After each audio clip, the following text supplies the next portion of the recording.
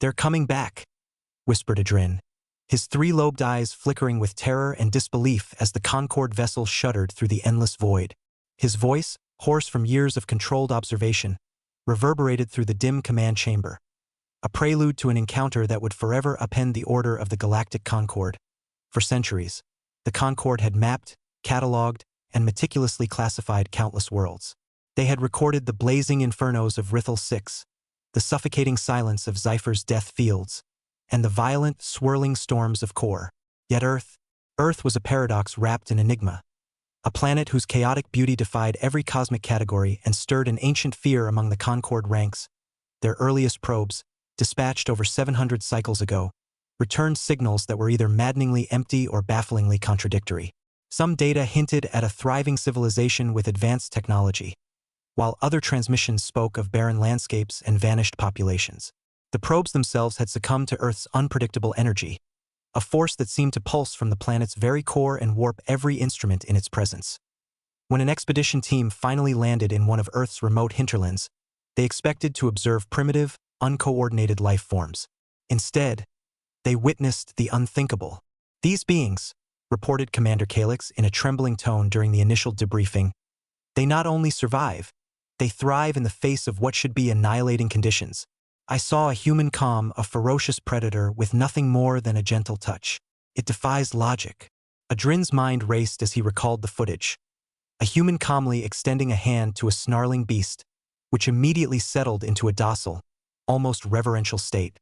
In that moment, every law of alien nature and evolutionary logic was overturned. Humans, it seemed, had harnessed survival not through brute strength, but by bending the harshness of nature into an art form, a form of resilience that was as beautiful as it was bewildering. For the Concord, Earth had always been a source of dread, a potential anomaly too dangerous to confront directly. Their long-standing avoidance policy, born from decades of inconsistent probe data and inexplicable losses, now met its reckoning.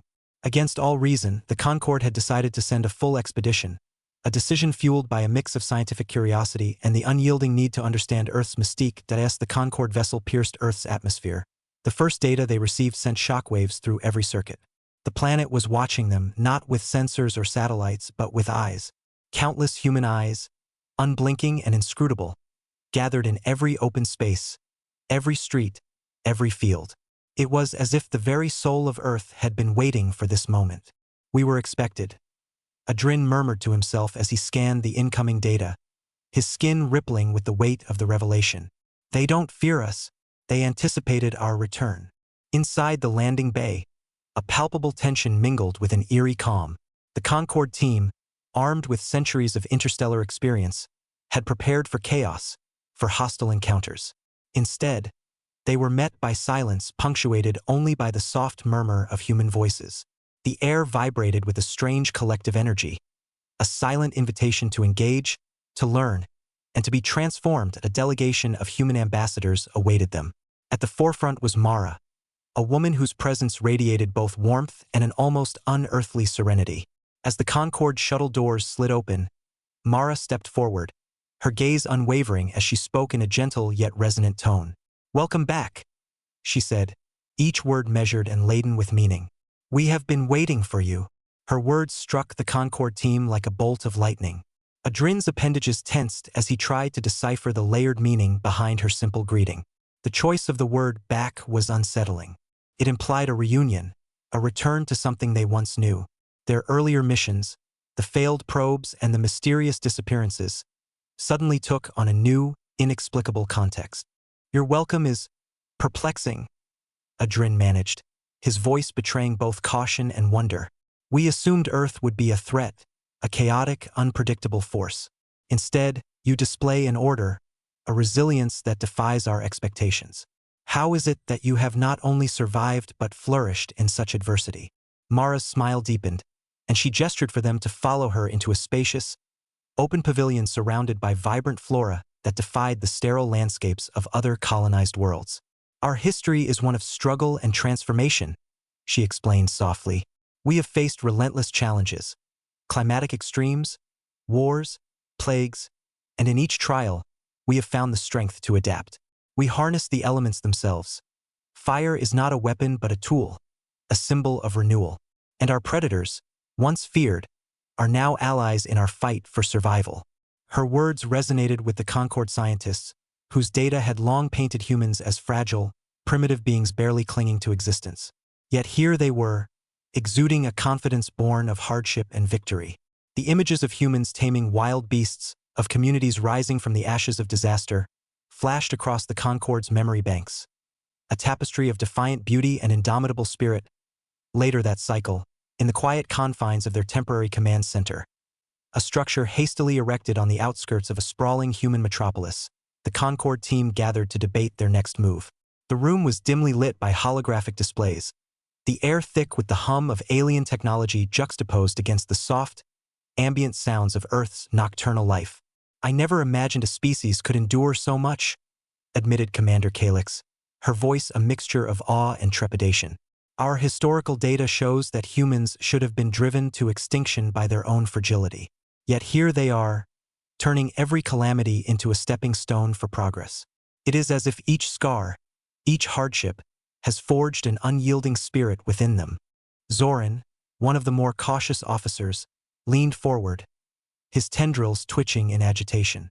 "I witnessed a village recovering from a catastrophic storm. Instead of succumbing to despair, the people celebrated survival as if it were a miracle. Their joy, their resilience, it's almost unsettling. It challenges everything we understand about adaptive evolution." Adrin, caught between his duty as a xenobiologist and the profound impact of these revelations, interjected, "Our mission was clear: to study, to classify, to maintain the objective detachment that our protocols demand. And yet, with every encounter, with every human story we hear, that detachment crumbles. We are being pulled into their narrative, a narrative of hope, struggle, and unpredictable beauty that defies the cold logic of the cosmos."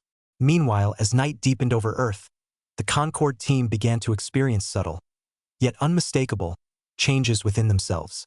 In quiet, private moments, officers who had once been paragons of scientific detachment found themselves haunted by human dreams and emotions.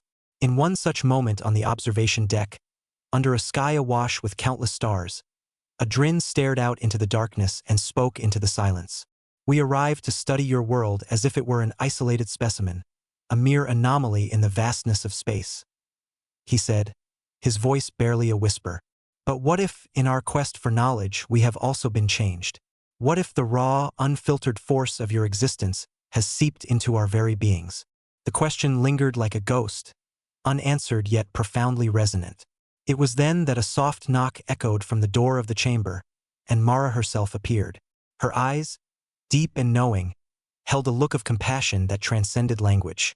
"You must understand," she said gently, "that to be human is not merely to survive but to feel. It is to embrace both the beauty and the terror of existence. Our struggles are our stories, and our stories are what bind us together." Back at the landing site, preparations for the Concord's eventual departure were underway. The initial mission, intended to be a brief encounter, had stretched into cycles of dialogue, debate, and introspection. Every new interaction with the humans chipped away at the Concord's carefully maintained detachment. The data they had collected was no longer just scientific readings. It was the chronicle of a living, breathing world that defied every expectation. That in a final, tense assembly in the Concord's makeshift war room, the senior officers convened to decide their fate. The chamber, filled with holographic projections of Earth's sprawling landscapes and the faces of its resilient people, felt like a crossroads of destiny. "We came here as conquerors of data," Adrin began, his voice steady yet laden with emotion. "But in the process, we have become entangled in a web of humanity that we can neither escape nor fully understand. Our mission has revealed a species that thrives on chaos and beauty, a species that turns every threat into a triumph. Yet, that very brilliance threatens to unravel our own order." Commander Calyx, her gaze fixed on a hologram of Mara and her people, spoke softly. "Our protocols demand that we remain objective, that we preserve our ordered understanding of the cosmos. But what we are witnessing is a force so unpredictable, so imbued with life, that it challenges every precept we hold dear. I fear that if we linger, we will be irrevocably transformed, and not for the better." Zoran's voice, usually so measured, trembled as he added, I find myself questioning whether we have the strength to depart without losing a part of ourselves. The more we learn about your ways, the more I see echoes of this resilience within our own hearts. Yet, that same spark of hope is dangerous. It is a wild, unbridled force that our minds are ill-equipped to handle. A heavy silence settled over the assembly as the officers weighed the implications. The decision, when it came, was unanimous but bittersweet. The Concord would withdraw. They would leave Earth not as victors with all the answers, but as changed beings carrying the indelible imprint of humanity's chaotic splendor. On the day of departure, the Concord vessel loomed large against an Earth sky painted with the hues of dawn. A crowd had gathered to bid farewell. A sea of human faces, each one reflecting a tapestry of emotions. Pride, sorrow, and a quiet, resilient joy. Mara, standing at the forefront, extended her hand in a gesture that transcended the boundaries of species. "May you carry our stories with you," she said, her voice soft yet unwavering. "Remember that our struggles, our triumphs, are not merely accidents of fate but the very essence of life. Embrace them, and know that even in the vast silence of space, you are never truly alone." Adrin bowed his head in respect, his mind a maelstrom of conflicting feelings. "We came to study your world, expecting chaos and hostility," he said, his voice thick with emotion. "Instead, we found a resilience that has shattered our preconceptions. We leave transformed, burdened with the knowledge that true strength lies in embracing the unpredictable nature of existence." As the Concord vessel began its slow ascent, engines humming a mournful tune of departure, the human ambassadors gathered below. Their eyes shone with unshed tears and unspoken hope, each one a testament to a civilization that had weathered countless storms and emerged with its spirit unbroken. On the observation deck of the vessel, as Earth receded into a swirling mass of blue and green, the officers gathered one last time to record their final transmission. Commander Calix's voice, resonant with both resolve and vulnerability, filled the chamber. "We depart not as conquerors of data, but as witnesses to a truth that defies our cold, ordered understanding of the cosmos," she declared. "Earth, with its relentless, chaotic beauty, has taught us that life is not a series of calculated equations, but a wild tapestry of hope, struggle, and triumph. We leave with hearts heavy yet enlightened, forever changed by the force of your humanity." Adrin added, his voice imbued with a quiet determination. "Our mission was to gather data and return to the stars with certainty. Instead, we carry with us the messy, indelible imprint of your world. May our journey forward be guided by the lessons we have learned here. A reminder that even in the face of cosmic chaos, the human spirit endures." The vessel, now a beacon of reflective sorrow and profound enlightenment, slowly pierced the veil of Earth's atmosphere. In its wake, the planet glowed softly, a living, breathing enigma that had stirred even the most methodical minds of the Galactic Concord. For cycles to come, as the Concord sailed back into the endless expanse of the cosmos, its officers would wrestle with the profound transformation that had taken root within them. Their data logs would tell one story, a tale of meticulous measurements and scientific inquiry, but their hearts, and the memories etched into every fiber of their beings, would whisper a different narrative. A narrative of chaos, resilience, and the sublime beauty of a species that had defied expectation. After departure, in the quiet solitude of the ship's observation chamber, the officers gathered in small clusters to reflect on the experience. In the soft glow of distant stars and the steady hum of the vessel's engines, Commander Calix confided to Zoran, "I find that the more we learned, the less certain I am about our own identity. Our ordered lives, governed by data and logic, now seem incomplete. There is an art to the chaos we witnessed, a wild, unpredictable beauty that calls to something deep within us." Zoran, his eyes distant as he gazed at the drifting Earth, replied, "It is as if we have absorbed fragments of your soul. Our once rigid perceptions now bend under the weight of what we experienced. I fear that if we do not find balance, we may lose ourselves entirely in this newfound chaos." Adrin, standing nearby, interjected quietly, "Perhaps that is the lesson we must carry into the future, to be open to change, to embrace the unexpected, even if it means challenging everything we once held as absolute. Our mission was to understand Earth. Now, it seems, Earth has begun to understand us in return." As the Concord vessel sailed deeper into the cosmos, the officers' conversations grew more introspective. They began to document not only the scientific data but also the emotional and philosophical transformations that the encounter had wrought. In private logs, some admitted that they felt a stirring of long-forgotten human-like emotions, a sense of wonder, melancholy, and even hope that defied their once sterile existence. Late one cycle. In a softly lit chamber lined with translucent panels displaying cosmic vistas, Zoran recorded a personal log. I never thought that contact with another species could so profoundly alter one's sense of self. I am haunted by the echoes of human laughter and tears, by the simple joys they derive from overcoming adversity. Their spirit, so vibrant and raw, has ignited something within me. A yearning for a life less confined by rigid protocols and cold calculations. Meanwhile, Commander Kalix spent long hours poring over the holographic recordings of Earth's landscapes and the myriad expressions of its people. In one recording, she saw a family gathered around a fire, their faces illuminated by its dancing light, sharing stories and dreams. They find strength in their togetherness, she mused aloud during a late-night briefing. In our quest for detached knowledge, we have forgotten the value of shared experience. Perhaps that is why our minds struggle to process the chaos we witnessed, because we have never known such beauty in imperfection. The transformation within the Concord vessel was not limited to private reflections. It began to influence their official reports. The once clinical language of their data logs softened with poetic undertones. One report described Earth not as a mere anomaly, but as a living testament to the resilience of life. A world where hope is forged in the crucible of adversity and every scar is a story of triumph. As the journey home continued, the ship's corridors, once echoing with the precise hum of machine logic, now resonated with murmurs of introspection and quiet wonder. Officers gathered in small groups, debating not only scientific theories but the very nature of existence. In one impromptu assembly, a Drin posed a question to his colleagues. Have we, in our pursuit of order and classification, missed the essence of what it means to be alive? Is it possible that our understanding of the universe has been incomplete, that the true beauty of existence lies in its unpredictability? The response was a chorus of thoughtful silence, punctuated by murmurs of agreement. Zoran added, I believe that the encounter with Earth has taught us that the cosmos is not merely a collection of predictable phenomena. It is a symphony of chaos, emotion, and wonder. And if we can learn to appreciate that, perhaps we too can evolve beyond the confines of our old paradigms.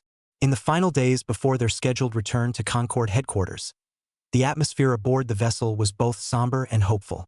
The officers had come to see that their mission had been as much about self-discovery as it was about external observation. They had been forced to confront the limitations of their own logic and to embrace a reality that was richer and more complex than they had ever imagined. On the eve of departure, as the vessel orbited a distant star, Commander Kalix organized one last gathering in the central atrium, a spacious chamber where the light of countless distant suns filtered through panoramic windows. Standing before her assembled crew, she spoke with a quiet authority that belied the emotional journey they had all undergone. We began our mission with the intent to measure, to quantify, to categorize, she said. But we have returned with more than data. We carry with us the indelible imprint of a world that has taught us that beauty and chaos can coexist in perfect harmony. We must not allow our future to be dictated solely by the cold logic of our protocols. Instead, let us embrace the lessons of Earth, a lesson in resilience, in hope, and in the power of living, even in the face of uncertainty. There was a long pause as the officers absorbed her words. Then, one by one, they nodded in agreement. Even Adrin, whose scientific mind had long resisted emotional entanglement, felt his core tremble with the truth of her message as the final transmission was prepared for Concord headquarters. The vessel's data banks filled with not just numerical readings, but with stories of human laughter, tears, and the quiet dignity of survival. The Concord would return not with a simple report, but with a new understanding of what it meant to be a part of a universe where chaos and order danced in an eternal, unpredictable waltz. In the final moments before departure, as the vessel's engines roared to life and the observation windows revealed the receding blue-green sphere of Earth, Commander Kalix recorded one last message. We leave not as conquerors, but as forever changed witnesses. Earth has shown us that the heart of the cosmos beats with the pulse of life, a pulse that is as wild, unpredictable, and beautiful as the stars themselves. May we carry this truth with us into the vast unknown, and may our journey forward be guided by the indomitable spirit of hope. With those final words, the Concord vessel ascended into the starlit expanse, leaving behind a world that had not only challenged its every preconception but had also rekindled a flame of possibility within its souls.